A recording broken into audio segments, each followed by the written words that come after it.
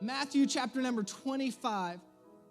One thing I really encourage you to do in this series is to read these parables on your own.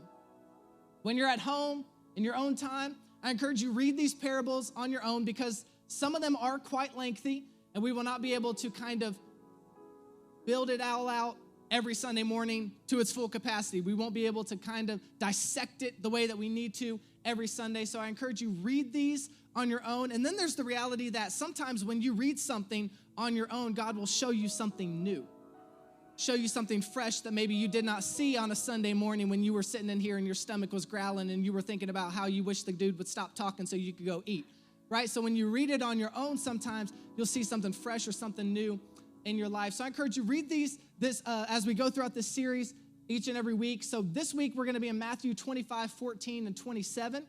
You want to write that down to be able to read later, Matthew 25, 14 through 27. And it says in verse 14, again, it will be like a man going on a journey who called his servants and entrusted his wealth to them.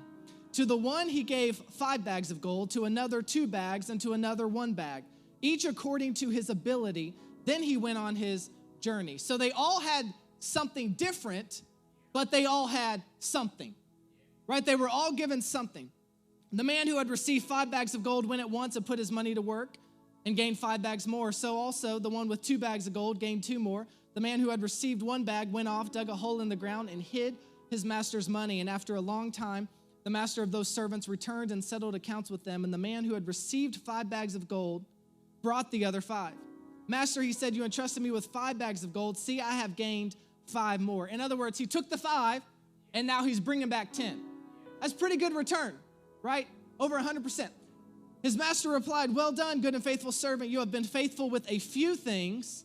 You have been faithful with a few things. I will put you in charge of many. Come and share your master's happiness. And the man with 2 bags of gold also came. Master, he said, you entrusted me with 2 bags of gold. See, I have gained 2 more. His master replied, well done, good and faithful servant. You have been faithful with a few things. I will put you in charge of many things. Come and share your master's happiness. All right, so far, so good, right? We're 2 for 2. Got the first one that had 5, he's brought back 10.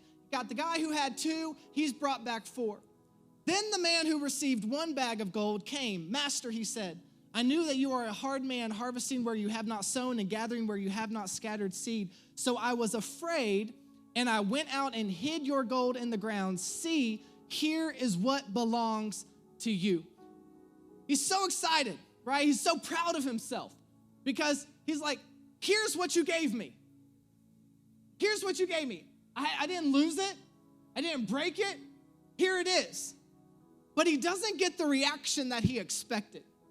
Because the master looks at him and says in verse 26, you wicked, lazy servant, so you knew that I harvest where I have not sown and gather where I have not scattered seed. Well, then you should have put my money on deposit with the bankers so that when I returned, I would have received it back with interest. All right, just to be clear, none of these 3 lost what was given to them. None of the 3 lost it. But 2 of them took what they were given and they multiplied it, right? They put it to work. They used what they were given. They used what they had and they saw it multiplied. And then the 3rd one did not. Now, it would be easy to kind of think that because they had 5 and they had 2, their risk was greater. Their risk was greater. But then there also is the possibility to think, well, you know what? Because they had 5 and 2, their risk was less because they had more that they could lose and still have something left. But the guy who had 1, that's all that he had. So if he lost that 1, then it's all over for him. But it's an important distinction to realize that the one who had 5 risked all 5. He put all 5 to work. The one who had 2 put both to work. And then the one who had 1 went and hid it. But the reality is the guy who had 5 and the guy who had 2 actually had the same risk factor, if not more, than the guy who had 1. So them putting theirs to work was just as risky as it was for the 1. It was just as risky as the guy who had 1. And see, God gives us all gifts. He gives us talents. He gives us abilities. He gives us resources. He gives us time. He gives us all these things. But whether or not we use them is up to us. Some of us get so upset because other people are living the life God called them to and created for them because they're living that life and we're not seeing what we were believing for. But the truth is they've been out using what God has given them and we've been sitting on it. They've been out multiplying what God has given them and we've been sitting on it. Now everybody breathe easy. This is not a giving message. Not talking about money this morning, right? Everybody, whoo, like, man, the scripture's about gold. No, this is so much bigger. When Jesus was telling this story, he's not talking just about money. He's talking about your time. He's talking about your talent. He's talking about your gift. He's talking about everything, the breath that you have. He's talking about everything that you have been given. Do we cultivate it and watch it grow? Or do we sit on it because we're afraid it's not enough? Do we sit on it because we're afraid that we're going to lose it? Do we sit on it because we're afraid that what we have to offer cannot effectively do what God is saying it will do? We have all that we need to do everything that God has created us to do. We have all that we need to see everything that God said we would see in our lives. But it is up to us to make the decision to put it to work. Growth does not come from stagnation. Growth does not come from fear. Growth comes from being willing to use what God has already blessed us with and to see him do more. So this morning I want to talk to you on the subject, more with more. More with more. Let's pray together. God, I thank you for today. I thank you that we have the opportunity to gather together today. I pray that you would speak into our lives, speak into our hearts. Pray that in these next few moments that you would help us to be able to block out any distraction, that you would help us not to focus or listen to me, but to focus and listen to you. Lord, I pray that you would speak to our hearts in a way that only you can. I thank you that there can be 50 people in here, 75, 100 people that can hear the same thing said from me, but you speak differently to their lives. Lord, I pray that you would speak to each and every individual in the way that they need to hear from you today. And I thank you for it in Jesus' name. Amen and amen. Now, how many of you have ever embarrassed yourself before? Anybody embarrassed? Every single hand should be raised in this place, right? You've embarrassed yourself. Now, here's the deal. It's never fun when you embarrass yourself, but the reality is when you embarrass yourself, at least you can kind of play it off, right? At least you can kind of handle the narrative a little bit. People love self-deprecating humor. So if you embarrass yourself and then you just play it off and make fun of yourself, then people forget about it. They don't care. I think that it's kind of worse whenever you're with somebody else that embarrasses you or that embarrasses the whole group collectively, like a friend or family member, right? When you're with that friend or family member and they embarrass the whole group, that's worse because you can't control other people. And so they just like sit here and make a fool out of everybody and you can't do any control. You can't do any kind of handling of it. You can't stop it. It just happens. And that's exactly what happened to me when I was a senior in high school. A bunch of friends and our parents and myself, we went out to eat at Chili's the week of graduation, okay? And so we went out to Chili's, senior in high school, last week of school. We're celebrating. It was supposed to be this fun time of celebration, some good food, right? Because Chili's is like one of my favorite restaurants in the world. It was supposed to be amazing. But it quickly became embarrassing because a friend of mine whose name is Andrew, okay, a friend of mine named Andrew, great guy, amazing dude. But the reality is he also has a little bit of a hot-headed temperament, okay? He could be somewhat of a hothead sometimes. So he's a great guy, could be a hothead. And being the good friends that we are, we kind of would ag him on in that sometimes. Because that's what friends do, right? You see a weakness in your friend and you kind of like push it up. So we would do that. But we greatly regretted it very quickly this day because we're at lunch with our parents and we're just celebrating. We had a half day. It was this awesome thing.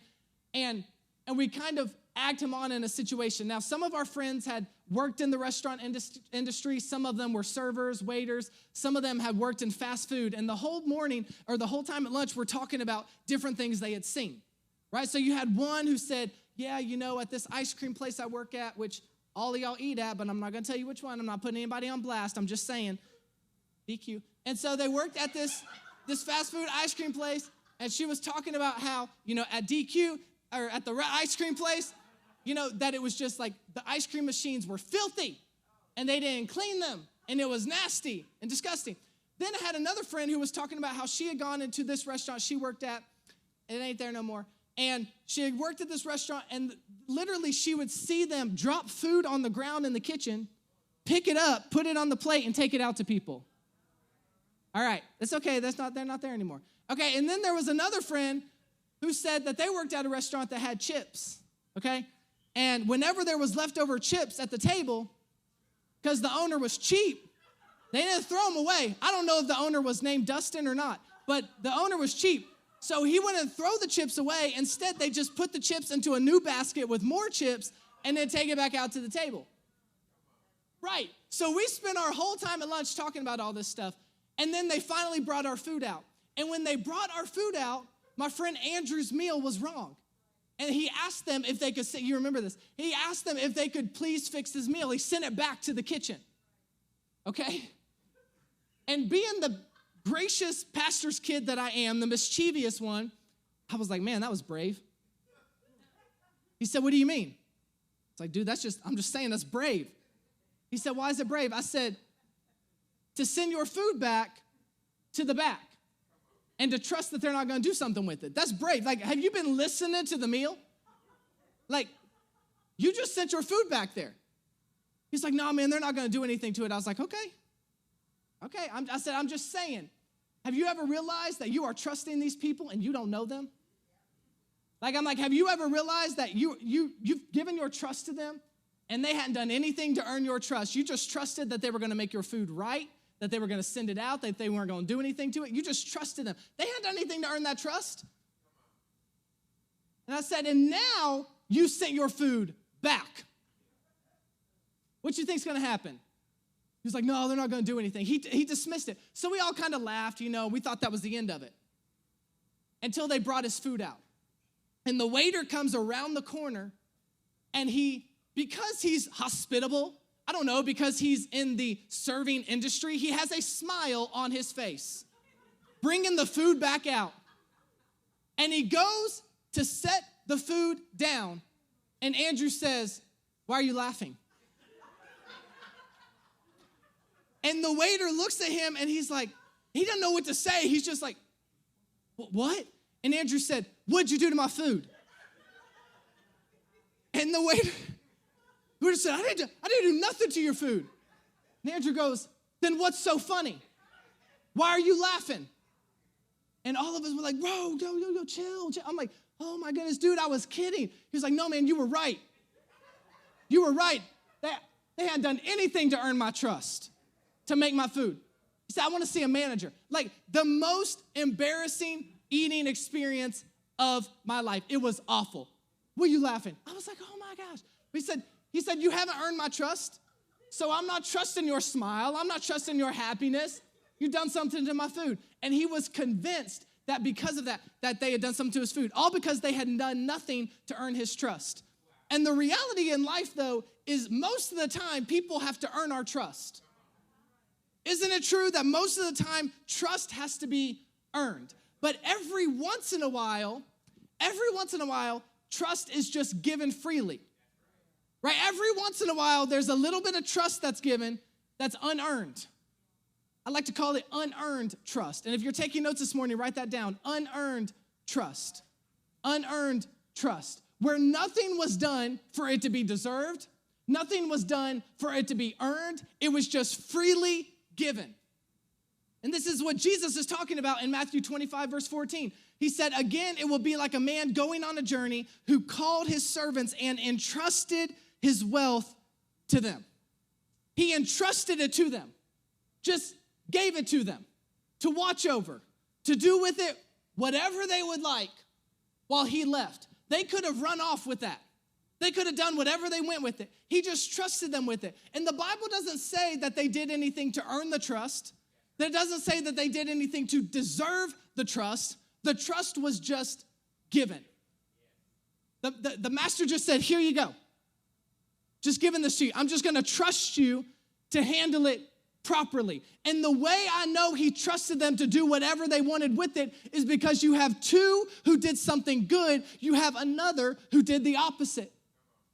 Because he just handed it to them and said, whatever you think you need to do with it, do it. I'm going to trust you to do whatever is best, which is exactly what God has done with each and every one of us. He has entrusted gifts. He has entrusted talents. He has entrusted abilities. He has entrusted time. He has entrusted resources with every single one of us, even though we didn't do anything to earn that trust. If you can sing, you didn't do anything to earn God's trust that you would actually use that gift in the right way. Without doing anything to earn it. God has just said, here, I'm going to entrust you with this. I'm going to entrust you with this influence. I'm going to entrust you with this thing. He freely gave it, and it is up to us not to betray the trust. It's up to us to A, use it, and to B, use it properly. Use it in the right ways for the right thing, because every good thing that we have came from God. Hear me, every good thing that we have came from God. Every single good thing. I know you worked hard. I know you went to school for it. I know you've been busting it. But every good thing that we have came from God. But here is the caveat. We are stewards. Every good thing that we have been trusted with by God, we are stewards. He has entrusted it to us as stewards. And it's an important distinction to realize this, because it is easy for us to go around feeling as if we've earned it or as if we own it. Like, I own this thing. I've earned this thing. But we are not owners. We are stewards. We're stewards. Everything that we have in our lives, every good thing that we have, we are stewards. Your children, you are stewards of your children. Your marriage, your spouse, you don't own your spouse. You are a steward of the marriage. Your job, you don't own the job. The business, if it's your business, you don't own that business. You are a steward of it. People know that you follow Jesus, and if you treat them like trash in the name of following Jesus, what do you think they're going to associate with his name? You don't have influence so that you can just be whatever to everybody else. You have influence so that you can be what God has entrusted you to be. He's entrusted you with it. And the moment that we begin to feel entitled, as if I deserve this, is the moment that it begins to leave. We are stewards. Somebody say, I'm a steward. We're stewards, and we hear that word and we immediately think money. And it is not just about money. We'll be like, oh, well, I tithe, I give offering, I help take care of people in need, I give to others, I do all these things. I'm a good steward. But the reality is, you can do all those things, and that's good. You know, it is important to do all those things, and giving is a part of it. Finances are a part of it. But you can do all those things and still not be a bona fide good steward. You can give every time the doors are open to church. You can see somebody and help them, buy them a meal, and that is amazing, and we are called to do that. But just because you do that does not make you automatically a great steward of everything God has entrusted you with. Because tithing and giving to others, that's only part of it. That's only one thing that God has entrusted us with. That is only one thing that God has given us to steward. He didn't just tell us to steward finances. It's just one thing. He's given us our talents. He's given us our abilities. He's given us our time. How are you stewarding your time? It blows my mind that, and I do it too. I do it too. It blows my mind that we have one life to live on this earth. One life to live. And the things that we spend our time doing, arguing about stuff that does not matter. I'm a Republican. You're a Democrat. I don't care. I'm a Democrat. I don't care. I'm a nothing. Cool. Like, we argue about things that do not matter. Well, I really think that we should be doing this in church. Cool. Is it going to help more people reach Jesus? Well, no, I just think it'd be better. Then it doesn't matter. Well, I think that you really should be investing your stuff there. Like, I think you need to be doing that. I think you're dumb to be doing it. I don't care. Like, we spend our time doing frivolous things on this earth, and we only have so much time. And then we get to the end of it, and we're like, man, I wish I'd have done this. I wish I'd have done this instead of being so bitter with that person that I tracked every single social media account they had and sent them spam. Like, I wish I'd have spent my time. I wish I would have cared about stewarding the time that God gave me on this earth a little more than to have to chase after and kind of be hiding after, because I thought that the person I was dating was cheating on me, so I had to spend 6 weeks following every single move. I wish I'd have stewarded my time a little better other than just like reading garbage and news articles, that just stuff that doesn't even matter. God has given us not just finances to steward. He's given us gifts, abilities, and our time. He's given us our time. Or what about this? This one's difficult. Our bodies. My body. Actually, it's God's. We steward our bodies. I went and got a physical a few weeks ago, found out my cholesterol was a little bit high. You know what I said? Okay, I got to get it right. Got to get it right. You only get one body. And this body isn't even mine. I'm a steward of the body that God has allowed me to have on this earth, to be able to walk this earth. We are stewards. Everything that we have, we are stewards of. Every good thing is from God. And we come to church and we say that every good gift is from God. That's cool. But then we act like I'm self-made, or like I earned this, or do you know who I am? Let me tell you who I am. I am Dustin, right? Like I'm here just like everybody else, trying to do exactly what God has called all of us to do, and that's to be salt and light in the world. I'm not special. You're not special. We all are only the same level of special, and that is in the sense that we are children of God. But other than that, I don't care if you got $5 million in the bank or 5 cents. I don't care if you live in a house or your car. I don't care about any of that. We are the same. We are equal. We have the same calling, the same purpose, that we are to do what God has placed us here to do. We are stewarding. We're all stewarding everything that God has entrusted. And we don't get to pick and choose what we're going to steward well. You don't get to pick and choose.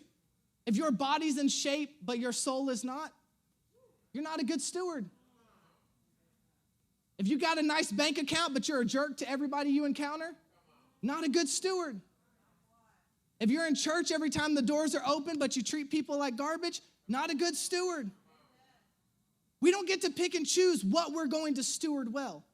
Every good thing in our lives, we are called to steward. Every single thing. We have been trusted to steward it all well. And I'll be honest, this gets a little easier to do when we realize that few leads to many. And that's the next thing I want you to see. Few leads to many. A few bad habits leads to many bad habits. A few good habits leads to many good habits. A few bad days can lead to many. A few leads to many. The man who was given 5 put all 5 to work. The man who was given 2 put both to work. They put it all to work. And we are called to steward it all, but it is up to us whether or not we are going to actually steward it. Even if we feel like what we have is insignificant. There are some of us who are not stewarding certain areas in our lives very well because we think they don't matter. It doesn't matter if I do this. It's not significant. It's not important in the grand scheme. Doesn't matter. There's some of us who are not stewarding little areas in our lives because we think that they do not matter at all or that they are insignificant. But the truth is, everything matters. Everything matters. Every yes matters. Every no matters. Every decision matters. Every habit matters. Everything matters. Verse 23, it said, the master replied, well done, good and faithful servant. You have been faithful with a few things. I will put you in charge of many things. Come and share your master's happiness. This is what he said to the one who had 5 and the one who had 2. He said, you have been faithful with a few things. I will now make you master of many things. I will put you in charge of many things. Not because you figured all of it out, but because you were faithful with the few. You were faithful with a few things, so now I will put you in charge of many things. And too many of us are chasing after many things and not being faithful with few things. As a matter of fact, to the detriment of the few things God has entrusted us with, we are chasing after the many things. Trying to reach it all, trying to attain it all. And God said, if you'll just be faithful with the few, if you'll be faithful what you have. And this is such an important principle. Listen, this is such an important principle in our spiritual lives. It's such an important principle in our lives in general. So whether or not you're a follower of Jesus, even if you don't believe in Jesus, you're never going to believe in Jesus, you don't care, you just came here because somebody told you they'd buy you lunch, this applies to you. Because when you are faithful with a few things, it opens up many things. The more faithful you are with few things, the quicker you are able to see more things. How you handle the few determines when you step into more. How you handle a few gifts that God has given you determines when you step into more gifts that God wants to bring your way. It's like, God, I just wish that I could get a recording deal so I could just be famous and sing all over the place. And God's like, but you won't even use your voice to sing in church. You won't even play an instrument that you want to be famous for in church. God, I wish that I could have influence so that I could grow this business. God's like, but you don't even use the influence that you do have over the 3 people. Why would I give you more influence to do more damage when I see what you're doing to the 3 that you have? You want to grow a bigger business, but you're not even investing properly in the 3 that you have. Be faithful with the few, then God can send more. Be faithful with what seems insignificant so that God can do more.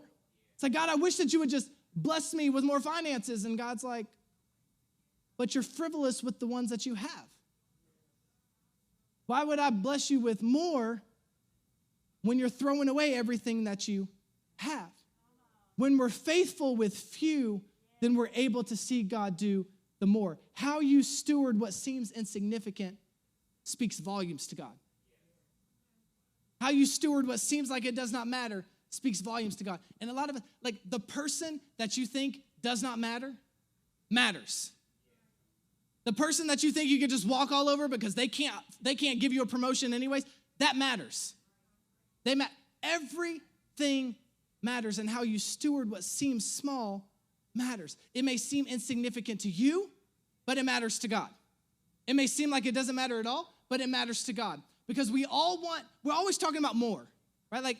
You very rarely talk to somebody and they're like, I wish I had less of this. Maybe you're the most ultra spiritual person ever and you say that. I very rarely have had a conversation with someone that was like, oh yeah, I wish that I had less love in my marriage. Now, I wish I had a lower position on my job. I wish I was barely making it. Man, we're doing good this month. Man, I wish I was barely making it though. You don't ever say that.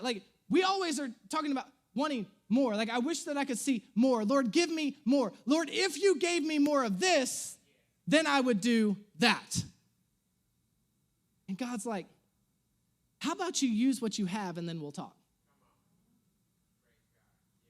How about you use what I've already entrusted to you and then we'll talk? Because everything that we want more, but we won't do anything with the few. But God, I wish that I had more. I wish I had more people. I wish I had more growth. I wish I had more space. I wish I had more influence. I wish I had more of this. I wish I had more of that. But God is calling on us to use what we have. You may want more, but how are you stewarding the few? You may want God to bless you. How are you stewarding the few? How are you stewarding what seems insignificant? How are you stewarding what seems like it doesn't matter? How are you stewarding what you didn't pray for? Because some of us have things in our lives that's the beginning to something greater that we're overlooking because it's not what we prayed for in the first place. God, I asked for a breakthrough and you sent me a problem. But how are you stewarding what's in your life? My challenge is that we don't miss the significance in what seems like an insignificant moment. That we steward the few and that we see what God can do. May we get past the point where we're afraid to use what we have because we think that it's not enough. Get past that. Get past the point of thinking, you know what, I don't have a lot to offer. I don't have enough to offer. This isn't going to be significant. It's not going to matter. It's not going to do anything anyways. Get past that and be willing to use it anyways, because at the end of the day, the last thing I want you to write down today is that fear leads to nothing. Few leads to many, but fear leads to nothing. The guy who had one, the guy who was only given one, he went and he hid it. He went and he hid it because he was afraid. And when he's confronted about it in verse 25, it says, I was afraid and went out and hid your gold in the ground. See, here is what belongs to you. And his master replied, you wicked, lazy servant. He was afraid. So he did absolutely nothing. He was afraid, so he went and he just hid it. And all this time passed. When the master came back, all he had to show for it was what he was given in the first place. He's like, I wanted you to multiply that thing. May God never entrust something to us that we just sit on. May he not have entrusted our lives with something beautiful that we're too afraid to share with anybody else. This is what fear does. It causes us to do absolutely nothing. It's what the fear of what if does. It causes us to do absolutely nothing. What if it's not enough? What if I don't have enough? What if I lose what I do have? What if I put myself out there and I lose what I do have? What if I fail? It causes us to do absolutely nothing. It causes us to miss out on the things that God truly has for our lives. And here's what's really sad, is God is not worried about any of this. God's not worried about any of it. If he was, why would he have entrusted you with it? God's not worried, so why should we worry? God's not worried about the what ifs. So why do we allow ourselves to worry? Why do we allow ourselves the fear of failing, the fear of falling short, the fear of rejection, the fear of people's opinions, just prevent us from seeing the greater thing that God has for us? Fear causes us to do absolutely nothing. When I was probably, 17, 18 years old, 19, time flies. I was at dinner with my parents, and we were actually at a Chili's, oddly enough. I love Chili's. Some of y'all, that's all you're going to take from this message. It's okay. I love Chili's. That's all that matters.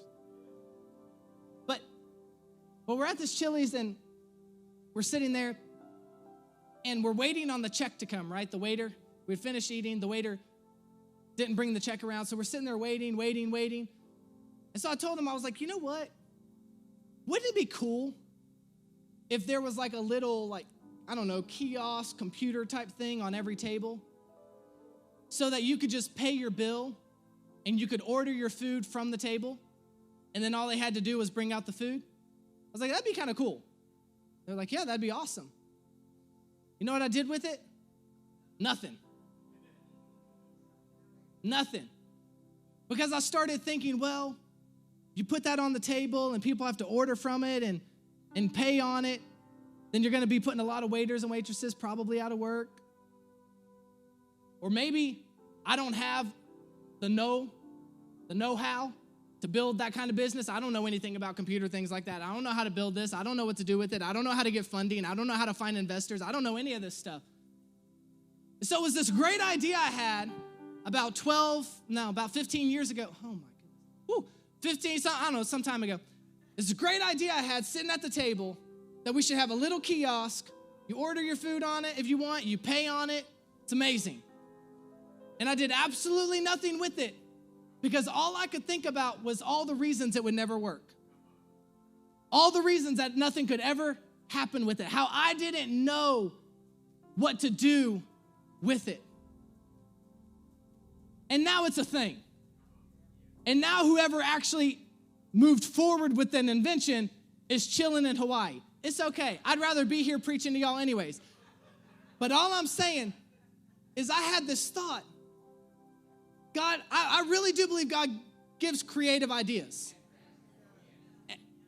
And I had a creative idea, and I did absolutely nothing with it because I was too afraid of all the schematics and the specifics and all the things that I did not understand. And it caused me to do nothing. And I wonder how many of us, maybe not on such a large scale, billion-dollar company, I wonder how many of us are sitting on things that God has put into our lives. God gave us a talent, but we're not using it because we're not as good as the person we saw on TV. God gave us a gift to be able to influence people in a powerful way, but we're not using it because we're afraid we're going to run into somebody who's going to reject us. God gave us wisdom to be able to think creatively, but we don't want people to think that we're trying to be better than them, so we don't want them to think we're trying to do anything special with our lives. Wonder how many of us are sitting on the thing that God gave us to steward. And one of my greatest, funny enough, fears, concerns, is that one day I'm going to get to heaven and God's going to say, look at all that stuff, all that wasted potential, all these opportunities that you could have done if fear didn't step in the way, if insecurity didn't step in the way, if doubt didn't step in the way. Look at all these things that I entrusted to you that you never saw because you never moved forward on it. Some of us, we may be stewarding things improperly because we're doing the wrong things with the gifts and talents God has given us. But I believe even more of us are stewarding them improperly because we're not doing anything. We're just sitting. I'll let somebody else do it. I'll let somebody else handle it. They don't want to hear from me. They don't want to see me. So we just allow it to just go on and on and on. God says, if you will use what I've entrusted to you, even though it seems few and seems insignificant, if you will use the few, then you will see God do more and more and more, because God goes to another level every time. Takes it from glory to glory to glory. You obey here, glory. You obey there, glory. From few to many. The more we obey in the small things, in the seemingly insignificant things. The one who had 5 saw 5 more. The one who had 2 saw 2 more, because they were willing to use the thing that they were entrusted with.